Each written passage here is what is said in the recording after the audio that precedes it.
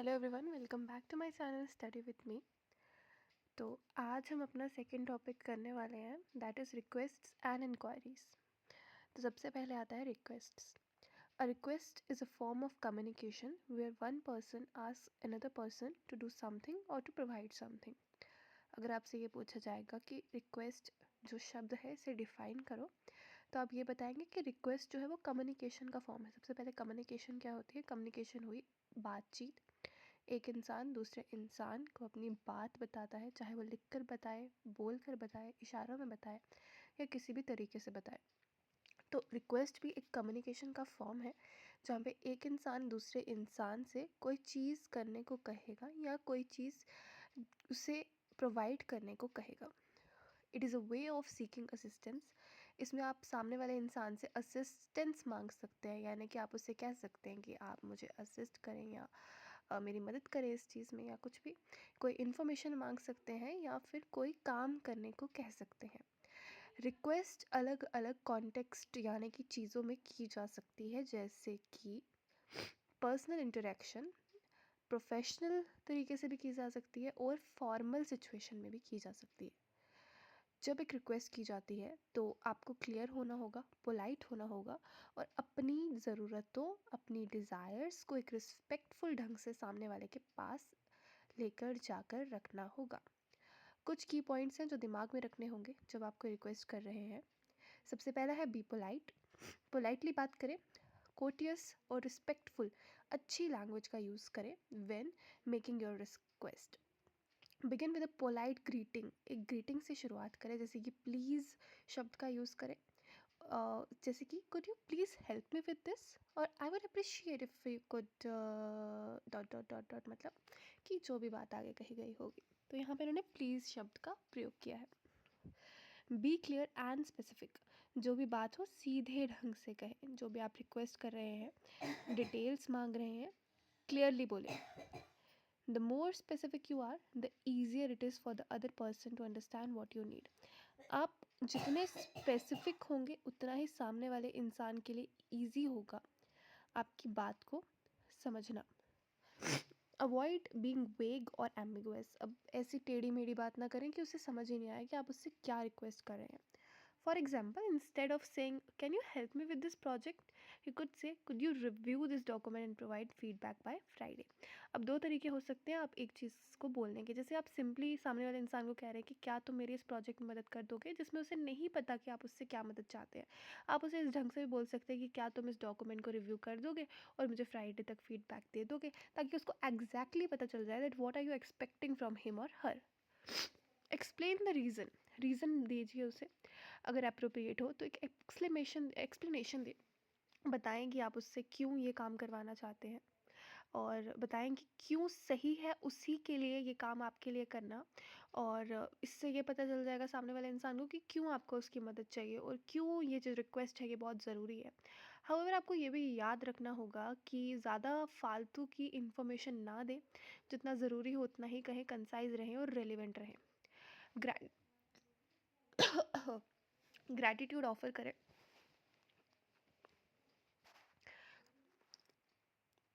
Appreciation और gratitude आप offer कर सकते हैं दूसरे इंसान के लिए।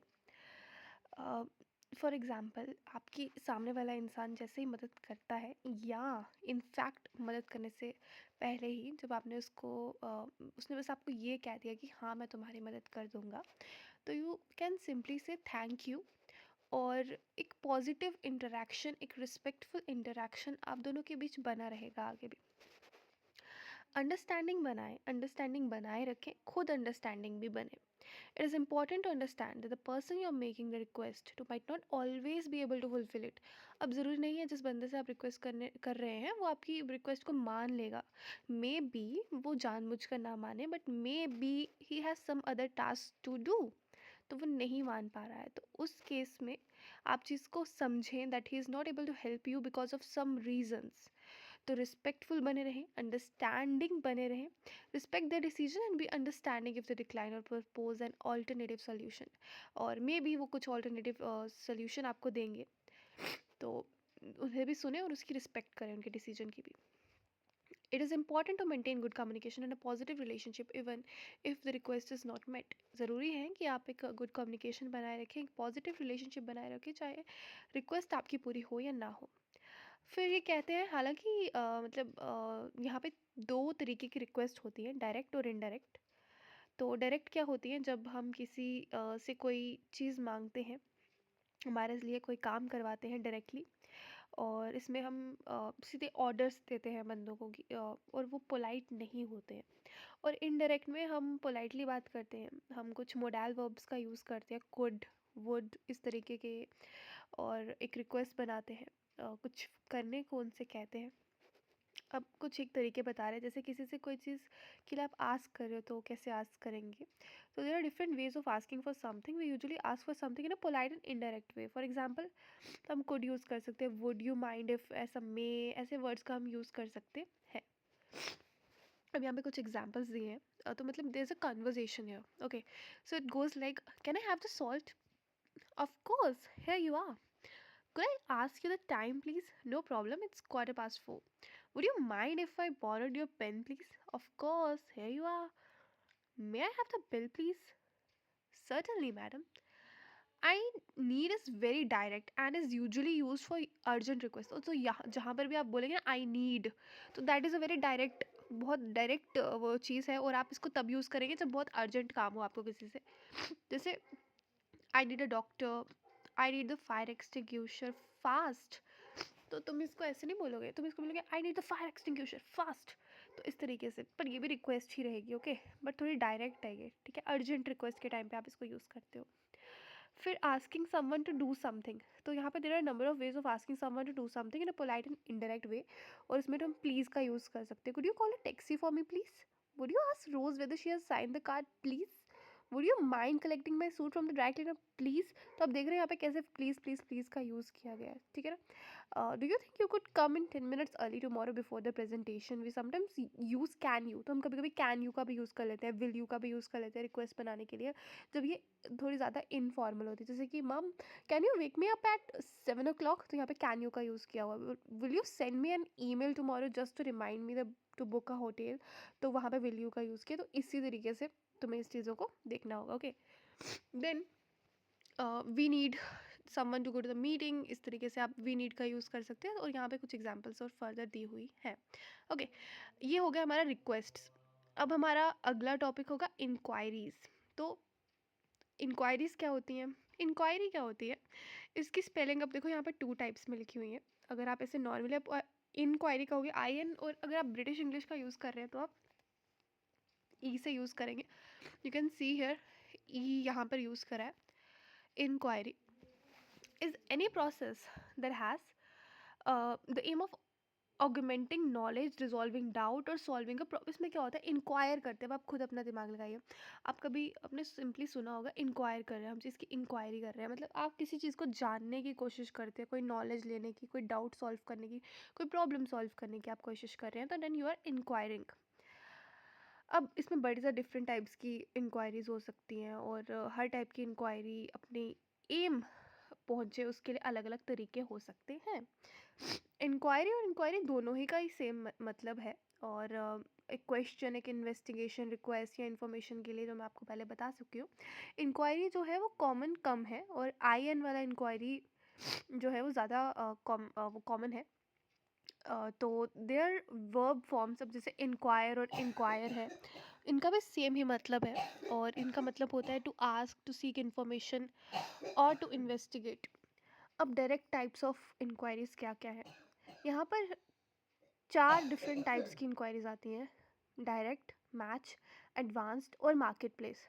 डायरेक्ट इंक्वायरी क्या होती है, a customer can choose search locally for an adviser by entertaining. अच्छा, इसमें बेसिकली क्या है, जब तुम्हें इसमें ना बेसिकली पहले तो मैंने तुम्हें बता दिया 4 टाइप की दी हुई है, डायरेक्ट, मैच, एडवांस और मार्केट प्लेस।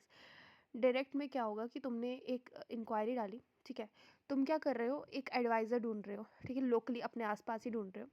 अब तुमने क्या किया, अपना उनका पोस्ट कार्ड वगैरह तुम्हें पता है, एरिया पता है, रीजन पता है, ठीक है ना, तुम्हें लोकली पता चल गया कौन कौन लोग हैं, ठीक है। तुमने फर्म चूज़ करी, they will complete an inquiry form that will be directly अच्छा ये तुम्हारे तक आ जाएगा, ठीक है। अब ये तुम्हारी हो गई डायरेक्ट इंक्वायरी, तुम्हारे तक सीधे सीधे आ गया। तुमने अपना तुम कोई बंदा ढूंढ रहे हो, ठीक है, और उसको एक टाइम लिमिट होती है, बेसिकली 24 घंटे होते हैं इंक्वायरीज वाली को कंप्लीट करने के लिए, ठीक है ना। कभी कभी 48 आवर्स भी हो सकते हैं अगर ये इंक्वायरी वीकेंड पे ख़त्म होती है। तो तुमने इंक्वायरी डाली, अब ये उल्टा पुल्टा हो सकता है, मतलब तुम इंक्वायर कर रहे हो या सामने वाला इंक्वायर कर रहा है, बट बेसिकली होगा ये कि मोस्ट प्रोबेबली हम ही इंक्वायर कर रहे होंगे किसी एक पर्टिकुलर जगह पे कि यहाँ पर इस फर्म में सपोज हम वैकेंसी देख रहे हैं, सपोज, ठीक है, वैकेंसी है या नहीं। तो हमने एक पर्टिकुलर फर्म में जाकर अपना फॉर्म जो है वो सबमिट कर दिया, ठीक है ना, या कुछ भी ऐसा कर दिया। तो फिर हमें डायरेक्टली 24 घंटे के अंदर अंदर या 48 घंटे के अंदर अगर वो वीकेंड पे इंक्वायरी का रिजल्ट देते हैं तो वो हमें मिल जाएगा उसका रिजल्ट कि हाँ भाई तुम्हारा ये सोल्यूशन निकला कि हाँ यहाँ पे वैकेंसी है या नहीं है, वॉट एवर। फिर आती है मैच इंक्वायरी, ठीक है ना। मैच इंक्वायरी में क्या होता है, a customer can choose to be match to the most suitable professional for them by filling in their key criteria, ठीक है। इसमें क्या होगा, कस्टमर खुद चूज़ कर सकता है अपने अकॉर्डिंग कि उसको कौन सा ज़्यादा सूटेबल लग रहा है। बस उनके उसने क्राइटेरिया फिल कर दिया कि मुझे ये क्राइटेरियाज है। Unbiased and matches them to an adviser whose preferences. अब इसमें क्या होगा कि देखो कस्टमर ने अपनी तरफ से कर दिया मुझे ये चाहिए, और जो एडवाइज़र है उसने अपनी तरफ से कर दिया मुझे ऐसा ऐसा ऐसा ऐसा चाहिए। अब इन दोनों के जब मैचेस जैसे होता है ना, जब इन दोनों के मैच हो जाएंगे सेम टू सेम, तो ये मैच इंक्वायरी बन जाएगी, ठीक है ना। फॉर मोर इन्फॉर्मेशन, अच्छा फिर वो क्लिक हेयर आ गया इसमें, वो रहने दो। अच्छा अब है एडवांस इंक्वायरी। एडवांस्ड इंक्वायरी क्या होता है, कभी कभार क्या होता है एक प्रोफेशनल जो है वो तुम्हें रिप्लाई नहीं कर पाया है, ठीक है ना, तुम्हें रिजेक्ट कर पाया है, और टाइम भी ओवर हो गया है, ठीक है, 24 घंटे भी हो गए या फिर 48 भी हो गए अगर वो वीकेंड में करते थे। तो अब ये इंक्वायरी जो हो जाएगी वो लोकल है, उसके आसपास चली जाएगी, जो ज़्यादा और सूटेबल होंगे तुम्हारे लिए उनको चली जाएगी, और ऐसी इंक्वायरी को एडवांस इंक्वायरी बोलते हैं। तो जो पहला प्रोफेशनल तुम्हें एक्सेप्ट करेगा 12 घंटों के अंदर अंदर, उसको तुम्हारी इन्फॉर्मेशन मिल जाएगी। फाइनली आती है मार्केट प्लेस इंक्वायरी। इसमें क्या होता है कि एंटरप्राइज प्लान की तरह होती है, और इसमें ज़्यादातर volumes of nationwide inquiries होती है, जैसे कि मार्केट प्लेस तो बहुत ज़्यादा बड़ा मार्केट प्लेस होगा, और इसमें एक्सक्लूसिव इंक्वायरीज होंगी पार्टनर्स की तरफ से। फिल्टर और टेलर कर सकते हो अपनी सर्च को इंक्वायरीज के लिए, और मतलब अपने अकॉर्डिंग तुम देख सकते हो, उसमें बेसिकली बल्क में होती हैं सब चीज़ें, ठीक है ना। और बल्क में आप तुम्हें बल्क में अगर कोई चीज़ करनी है तो तुम यहाँ पे कर सकते हो मार्केट प्लेस, क्योंकि बहुत ज़्यादा नेशन वाइड यहाँ पे ये चीज़ें होती हैं, और बहुत ज़्यादा वाइड स्केल है इसका, बहुत ज़्यादा लार्ज स्केल है इसका। तो सिंपली अगर तुम सीधे सीधे देख लो तो डायरेक्ट में क्या होगा, तुम डायरेक्टली अपनी इंक्वायरी प्रस्तुत कर रहे हो किसी एक पर्टिकुलर फर्म को या किसी को भी, और वो तुम्हें 24 घंटों में या 48 घंटों में, अगर वो वीकेंड में करते हैं तो 48 घंटों में, अगर वो डेली चलता है तो 24 घंटों में तुम्हें उन्होंने तुम्हें रिप्लाई देना है। अगर वो नहीं होता फिर दूसरी चीज़ आती है मैच इंक्वायरी। तुमने अपनी कंडीशन बताई, सामने वाले में अपनी कंडीशन बताई, दोनों की अगर मैच हो गई तो वो मैच इंक्वायरी। एडवांस इंक्वायरी में क्या हो जाएगा कि अगर वो जो पहला वाला पढ़ा ना हम डायरेक्ट इंक्वायरी, अगर ये काम नहीं करा, मतलब तुम्हें 24 घंटे में भी रिप्लाई नहीं आया, 48 में भी रिप्लाई नहीं आया, तो what would you get is, तुम्हारा जो फॉर्म होगा वो फर्दर आगे सबमिट हो जाएगा, एंड उन लोगों में से जो बाकी के लोकल एरिया के लोग होंगे वो तुम्हें देखेंगे कि क्या तुम उनके काम के हो या नहीं, और फिर तुम्हारी कॉन्टैक्ट इन्फॉर्मेशन उन तक पहुंचा दी जाएगी। और फाइनली मार्केट प्लेस इंक्वायरी, इसमें बस ये है कि थोड़ा लार्ज स्केल पे होता है ये, ज़्यादातर नेशन वाइड इंक्वायरीज इनके अंदर होती है, मार्केट प्लेस के थ्रू ये हम तुम उसको पहुँचते हो, और थोड़ा एंटरप्राइजेस में प्लान होता है, और एक्सक्लूसिव इंक्वायरीज आती हैं इसके अंदर, और तुम अपने अकॉर्डिंग इंक्वायरीज को सर्च कर सकते हो और बल्क में भी ले सकते हो, ठीक है ना। अब ज़रूरी नहीं है कि तुम्हारी ये जो इंक्वायरी अभी किसी भी तरीके की हो सकती है ना, तुम वैकेंसी के लिए इंक्वायर कर सकते हो, तुम किसी सर्विस के लिए इंक्वायर कर सकते हो, you can inquire for everything. तो ये तो बस एक जर्नल बताया हुआ है कि डायरेक्ट में ऐसा होता है उसमें ऐसा होता है, but you can do it in your way, ठीक है। इंक्वायरी किसी भी तरीके की हो सकती है, ठीक है। अब सिंपली बट इंक्वायरी होती क्या है, तो एक क्वेश्चन, इन्वेस्टिगेशन, रिक्वेस्ट या इन्फॉर्मेशन तुम कहीं से लेते हो, कहीं से बेसिकली तुम इंक्वायर करते हो। हम ये वर्ड कितनी बार कहते हैं, इंक्वायरिंग, हम इंक्वायरी कर रहे हैं किसी चीज़ की। तो inquiry simply what it is, you can augment knowledge in it, ठीक है, you can resolve doubt in it, और you can seek information in it. तो यही होती है इंक्वायरी। तो हमारे दो टॉपिक्स हो गए, request and inquiry. We will do the next topics in the next video. Till then, stay tuned, keep watching. Thank you. Have a nice day.